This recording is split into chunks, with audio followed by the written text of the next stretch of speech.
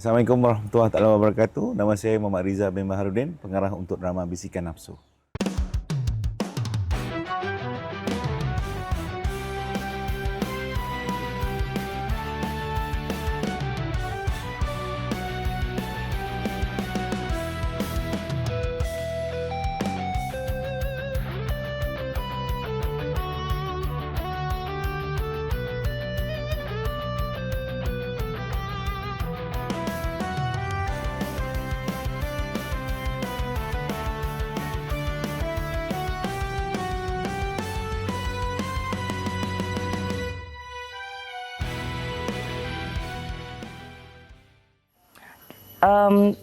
Tak adalah 100% ikut skrip. Kita ada bincang juga dengan Abang Reza.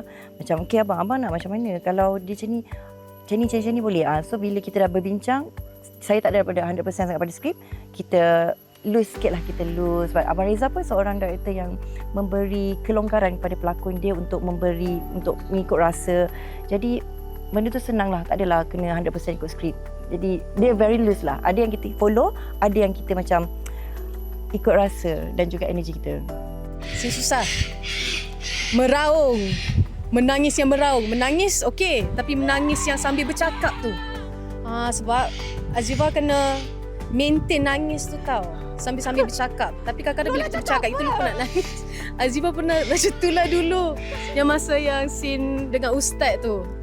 Dia kena menangis non-stop tau. Tapi Azifah lupa, Azifah cakap dialog, dah tak nangis dah. Keluar hingus je. Lepas tu, yang tu lah scene yang kena macam betul-betul fokus lah bagi Azifah. Itulah scene yang susah. Dengan Ustaz Romantik, saya pernah bekerja dengan dia sebelum ni. Tapi jadi suami isteri tu, ini first time kot. Dia membantu. Dia tidaklah kata orang terlampau, ni tak boleh. Tak. Dia sangat okey.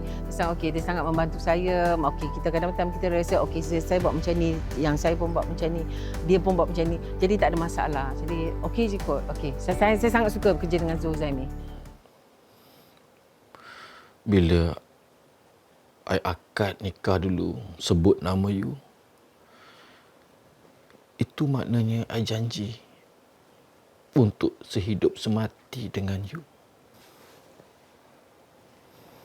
B, I kalau boleh, I nak hidup semati dengan you.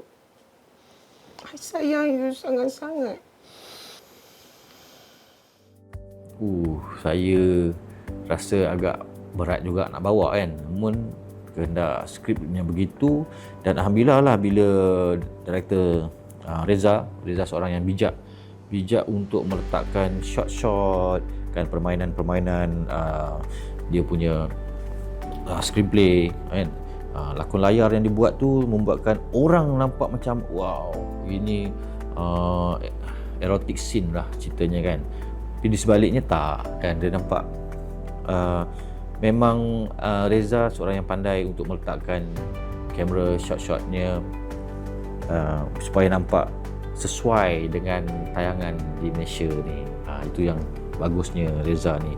Banyak juga scene-scene babak-babak yang ditepuk tambah, diubah sedikit-sedikit kan, supaya lebih ngam, lebih sesuai bila berada di lokasi kan. Yalah, bila dalam penulisan naskah kita tak nampak lagi lokasi macam mana, permainan macam mana, cuaca macam mana, permainan antara pelakon dengan pelakon. Bila dekat set tu, bila kita rehearse apa semua, dia nampak okey, kita buat macam ni, ni. Dan saya nampak Reza adalah seorang director yang sangat baik. Saya sangat suka kerja dengan dia. Saya suka kerja dengan Reza Baharudin sebab dia akan menghidupkan semua watak yang ada dalam satu cerita. Dia tidak macam, okey, dia lebihkan pada hero dan heroine, tak. Okey, ni tak. Dia akan hidupkan, kalau kat dalam situ, dalam tim tu ada A sampai Z tu semua akan hidup watak-watak dia masing-masing. Suka sangat kerja dengan dia, dan dia menghidupkan setiap scene tu, dia akan menghidupkan watak-watak, setiap watak ni semua. Okey, kami pernah sebelum ni beberapa kali bekerja dengan Reza sebagai pengarah dalam drama episod TV. Jadi dan ini adalah kali pertama kami bekerja dengan Reza sebagai pengarah dalam sebuah filem. Dan berdasarkan pengalaman kami yang sebelum ni dah bekerja, dah mengarah juga. Kami pun pernah mengarah sebuah filem je. Kami lebih suka menerbit daripada mengarah. Susah. Pada kami mengarah ni sangat susah, bukan kerja yang senang. Dan kami dah lalui itu. Dah jadi pengarah pun satu filem dan memang sangat perik. Jadi kami nampak perbezaan antara Reza mengarah drama dan filem. Di situ kami tahu dia ni dia bukan kosong. Dia memang menjiwai watak-watak semua. Itu yang kami cakap payah kalau mengarah. Sebab dia bukan hanya memegang visual, dia menjaga direction, movement, segala bagai yang ada dalam pembikinan filem. Sound effect, semualah. Semua watak-watak dalam cerita Bisikan Nafsu ni, Reza garap dengan cara yang seharusnya seorang pengarah bagi. Okay, skrip yang ditulis oleh Dato' Aida, skrip yang diberi kepada saya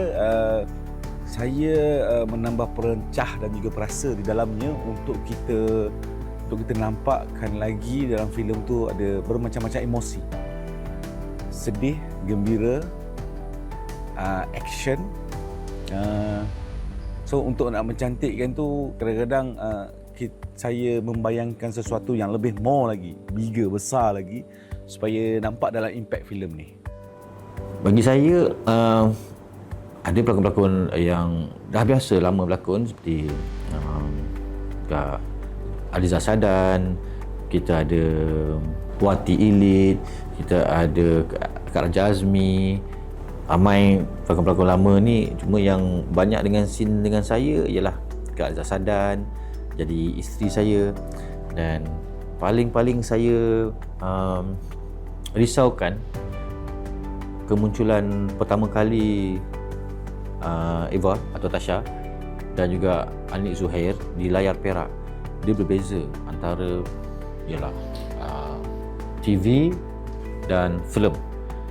TV ni kita more to lebih kepada dialog, kepada benda-benda yang kecil kan.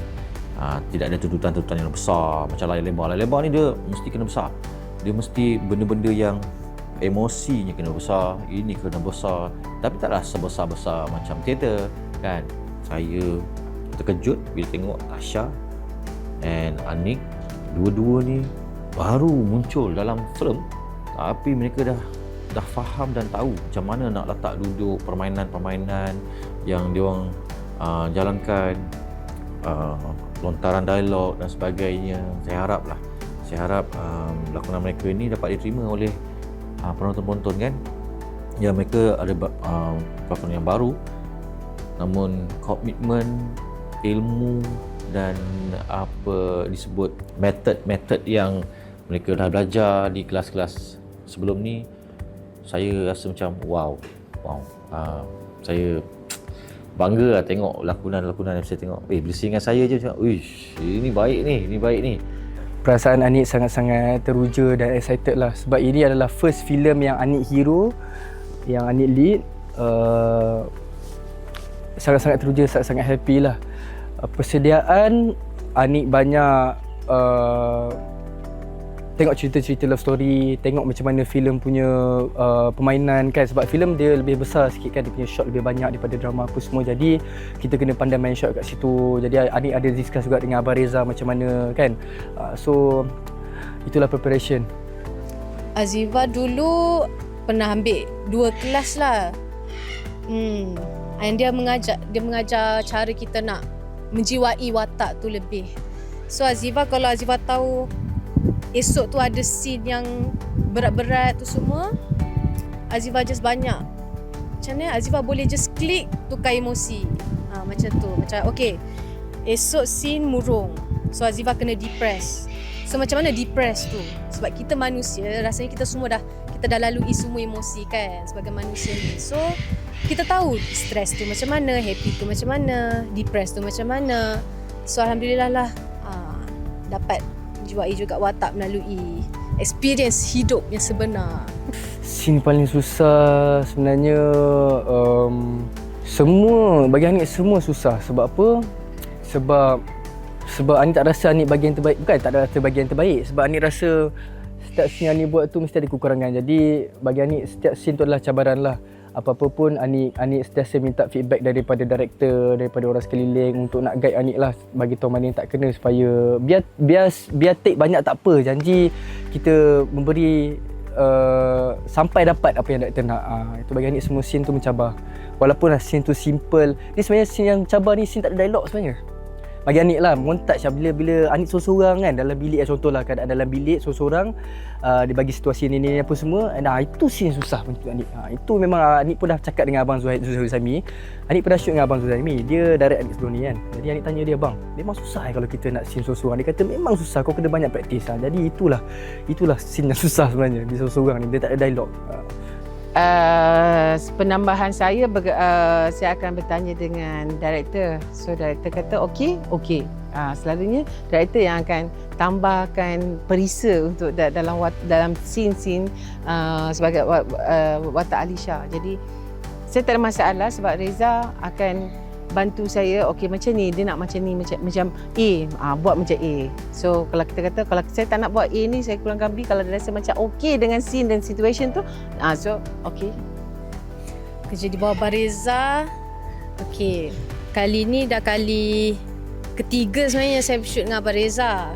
Tapi first dengan second time saya shoot tu saya sebagai watak biasa je lah. So ni first time saya jadi heroine.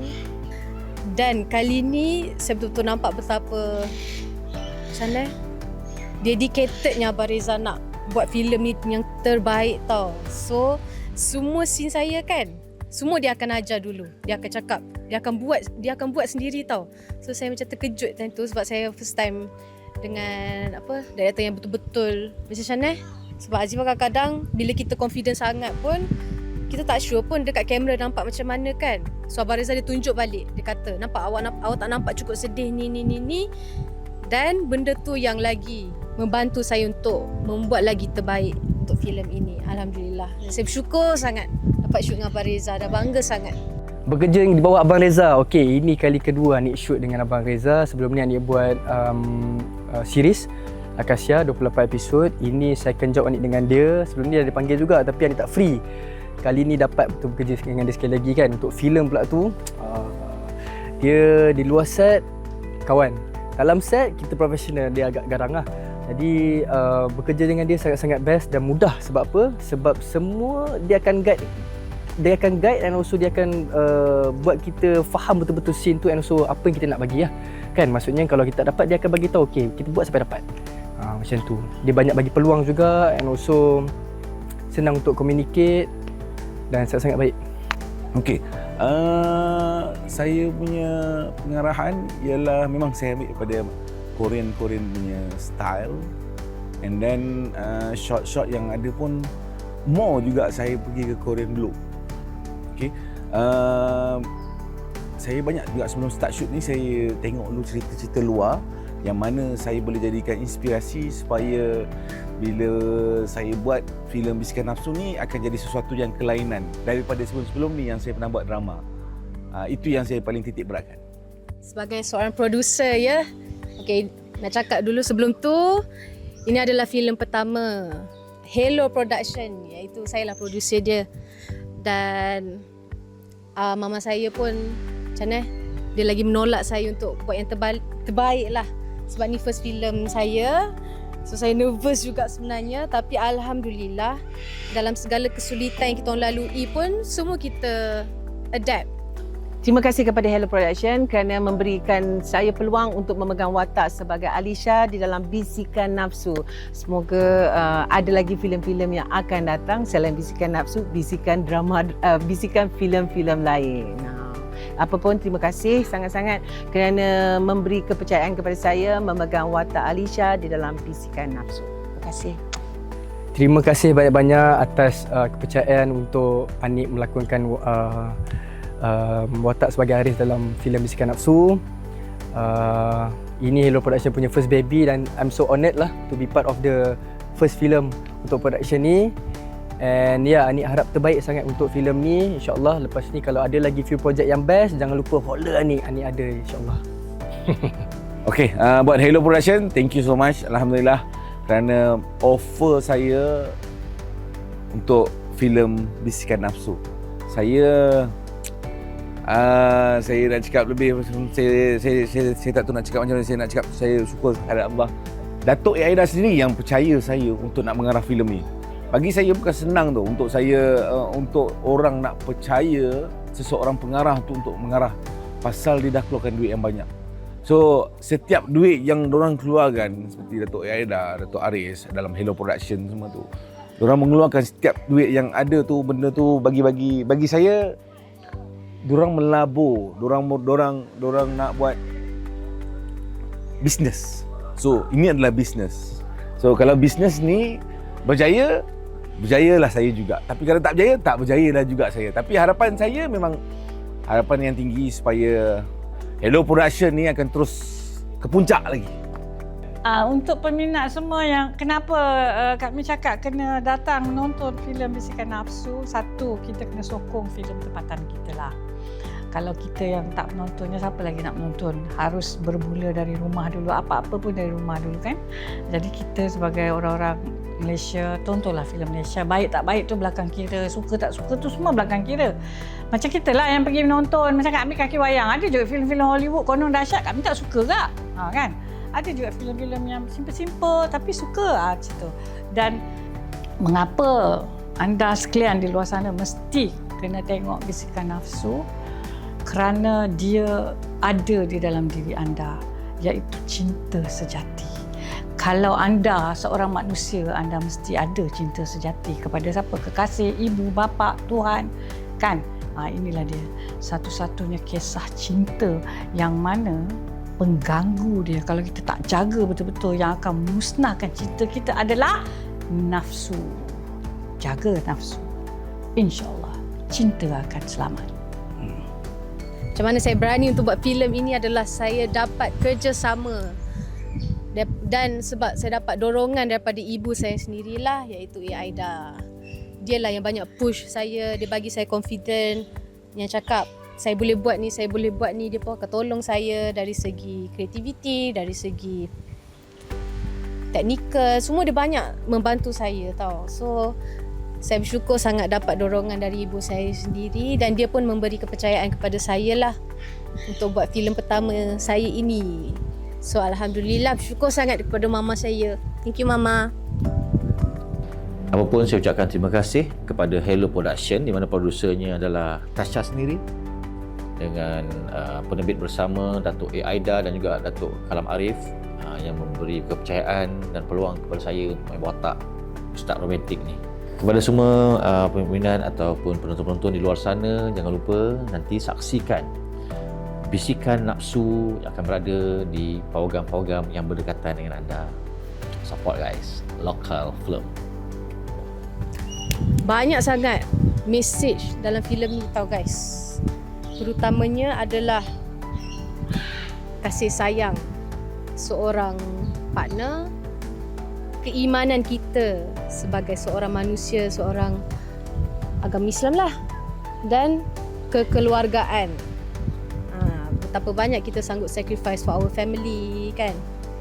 Tapi yang paling message paling penting Azifah nampak dalam filem ini adalah keimanan seseorang lah sebenarnya. Macam betapa kuatnya awak untuk lalui semua dugaan dalam dunia ni kan. In the end, korang hanya akan ada seorang saja yang korang boleh bergantung, iaitu kepada Tuhan. Itulah message paling penting dan saya suka sangat dalam filem ini. Okay, so kepada peminat, saya nak ucapkan terima kasih atas sokongan korang, dan saya memang cannot do it without you guys tau, sebab komen positif korang, feedback korang semua saya baca, dan saya betul-betul bersyukurlah dapat sokongan dari korang, dan sokongan tu bagi saya confident lah sikit. So saya syukur sangat lagi sekali. Terima kasih. Dan kepada penonton, saya harap korang sangat sukakan dan bagi sikitlah feedback pada filem ini, supaya saya in the future pun boleh buat, InsyaAllah boleh buat lagi filem yang ikut mana korang suka. Dan bila dapat feedback dari korang dan tengok korang suka yang genre macam mana, InsyaAllah one day saya boleh buat lagi untuk Macam mana nak naikkan lagi filem di Malaysia ini. So kepada penonton saya nak ucapkan terima kasih kerana menonton filem Bisikan Nafsu dan saya bersyukur sangat atas sokongan korang semua. Nantikan, mana tahu ada lagi next filem, insya-Allah. Amin. Terima kasih.